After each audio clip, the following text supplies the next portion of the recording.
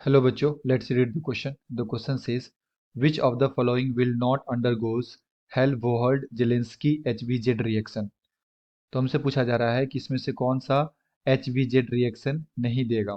Okay, सो आइए बच्चों solve करें इसे. एंड फर्स्ट ऑफ ऑल देखते हैं की कॉन्सेप्ट. तो बेसिकली क्वेश्चन आया बच्चों, केमिकल प्रॉपर्टीज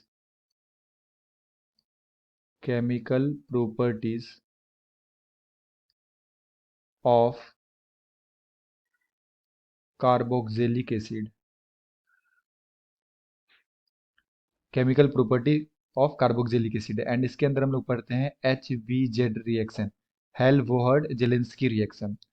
तो बेसिकली कौन से ऐसा एसिड होता है जो HVZ रिएक्शन देता है बच्चों, जिसके पास अल्फा हाइड्रोजन प्रेजेंट हो. जिस भी एसिड के पास अल्फा हाइड्रोजन प्रेजेंट होता है ये HVZ रिएक्शन देता है. और अल्फा हाइड्रोजन हम लोग किसे बोलते हैं, तो जैसे मेरे पास ये एसिड है RCH2 and C double bond OH. तो ये जो कार्बोनाइल कार्बन के बगल में जो कार्बन होता है, इस कार्बन को हम लोग क्या बोलते हैं, अल्फा कार्बन. एंड इस पे जो हाइड्रोजन होते हैं इसको क्या बोलते हैं, अल्फा हाइड्रोजन. तो जब भी हम लोग इस एसिड का reaction red phosphorus and X2 के प्रेजेंस में करवाते हैं, पहला रिएजेंट हमारा ये होता है, एंड देन H2O वाटर. तो यहाँ से हमें क्या मिलता है, इस अल्फा कार्बन पे एक हेलोजन ग्रुप सब्स्टिट्यूट हो जाते हैं, यानी कि हमारे पास जो प्रोडक्ट मिलेगा ये मिलेगा RCH, यहाँ आ जाएगा X, C double bond OH. तो ये इस तरह का प्रोडक्ट हमें मिलता है. तो जहाँ पे भी अल्फा हाइड्रोजन प्रेजेंट होंगे तो वो रिएक्शन ये हमारा देगा. ठीक है, HVZ रिएक्शन देगा. एंड अगर मैं बात करूँ बच्चों मैकेनिज्म की कि इस रिएक्शन में कैसे प्रोसीड होता है, तो मैकेनिज्म भी हम लोग देख सकते हैं. तो हमारे पास है RCH2 C double bond OH. तो हम लोग जो रिएजेंट लेते हैं रेड फॉस्फोरस एंड X2, तो ये रेड फॉस्फोरस और X2 से हमें मिलता है PX3. और जब ये PX3 इस एसिड के साथ रिएक्शन करता है तो हमें पता है कि ये OH ग्रुप यहाँ से क्या हो जाते हैं, एलिमिनेट, एंड इसकी जगह पे X क्या हो जाता है, सब्स्टिट्यूट हो जाता है. तो जो हमारा प्रोडक्ट बनेगा ये बनेगा RCH C double bond O, and यहाँ क्या आ जाएगा बच्चों, X आ जाएगा. तो पहला स्टेप में ये होता है. अब सेकेंड स्टेप में क्या होगा कि जो हमारे पास ये हाइड्रोजन है ये एक्टिव हाइड्रोजन है. एंड यहाँ पे हम देख सकते हैं कि यहाँ पे टोटोमेरिज्म हो सकता है.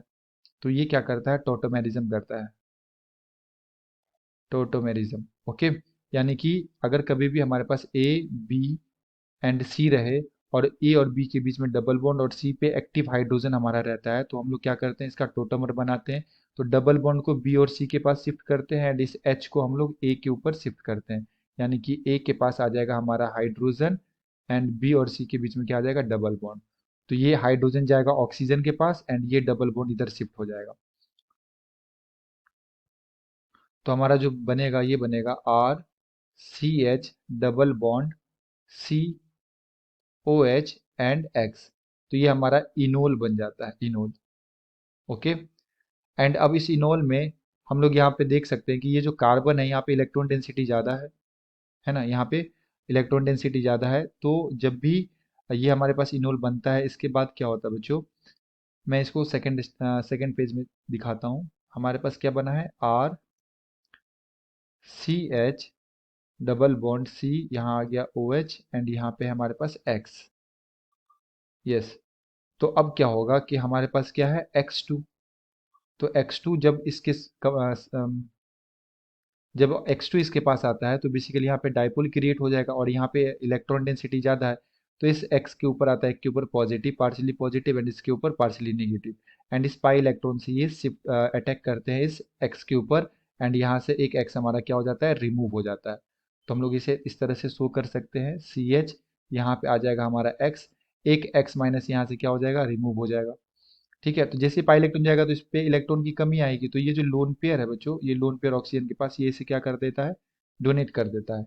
तो यहाँ से हम लोग इस तरह से दिखा सकते हैं, डबल बॉन्ड O, एंड यहाँ पे H हमारे पास, एंड यहाँ पे X लगा हुआ है. X माइनस क्या हो गया, बाहर आ गया. अब जैसे ही लोन पेयर ये डोनेट करेगा तो ऑक्सीजन के ऊपर क्या आ जाएगा, पॉजिटिव चार्ज. तो इस पॉजिटिव चार्ज को हटाने के लिए यहाँ से H प्लस भी क्या हो जाता है, रिमूव हो जाता है. तो ये H प्लस और ये X माइनस कंबाइन होके माइनस एच एक्स बाहर निकल जाएगा एंड हमारे पास बनेगा आर सी एच, यहाँ हमारे पास X and C double bond O, यहाँ है हमारे पास बच्चों एक्स। ठीक है, तो ये होता है and in the last step में क्या होगा कि हमारे पास क्या है, वाटर मॉलिक्यूल्स भी है, वाटर मॉलिक्यूल्स एंड वाटर में जो ऑक्सीजन है इसके पास क्या होता है, लोन पेयर। तो अगेन इस लोन पेयर से इस कार्बोनाइल सेंटर पे ये अटैक करता है, इलेक्ट्रोफिलिक सेंटर पे, और ये जो पाई बॉन्ड है फिर से किधर शिफ्ट होता है, ऑक्सीजन के ऊपर। तो ये बनाएगा आर सी एच, यहाँ है हमारे पास एक्स एंड सी, ओ पे आ गया नेगेटिव, यहाँ पे हमारे पास एक्स एंड यहाँ ओ, एच, एच ओ पे क्या आ जाएगा, पॉजिटिव, क्योंकि ये अपना इलेक्ट्रॉन डोनेट किया है। फर्दर ये इलेक्ट्रॉन कार्बन को शिफ्ट करता है एंड यहाँ से एक्स माइनस क्या होता है, बाहर निकल जाता है, क्योंकि x minus is a good leaving group. ठीक है, तो यहाँ से एक्स माइनस बाहर निकलेगा एंड अगेन यहाँ पे ऑक्सीजन के पास भी क्या है, पॉजिटिव चार्ज, तो ये भी अनस्टेबल है, तो यहाँ से क्या बाहर निकल जाता है, H प्लस बाहर निकल जाता है। तो ये H प्लस और एक्स माइनस आपस में कंबाइन होके क्या करते हैं, एच एक्स को फिर से बाहर निकाल देगा, माइनस एच एक्स, ऐसे हम लोग लिख सकते हैं। ठीक है, तो हमारे पास फाइनली प्रोडक्ट क्या बन जाएगा, आर सी एच, यहाँ पे हमारे पास है X and C double bond O, और यहाँ पे क्या आ जाएगा, ओ एच। तो ये हमारा क्या हो गया, प्रोडक्ट बन गया। तो इस तरह से रिएक्शन बच्चों प्रोसीड करता है। ठीक है, ये इसका मैकेनिज्म है।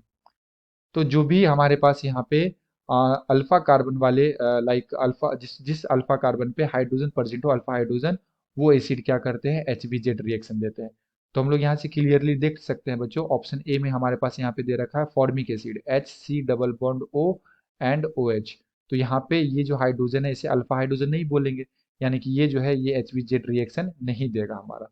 ठीक है, यहाँ पे हाइड्रोजन है अल्फा हाइड्रोजन, यहाँ पे भी अल्फा हाइड्रोजन एंड यहाँ पे भी अल्फा हाइड्रोजन है, तो ये तीनों देगा बट हमारा फॉर्मिक एसिड नहीं देगा। So the appropriate answer is option number A. I hope you will be understood it well. Best of luck. Thank you.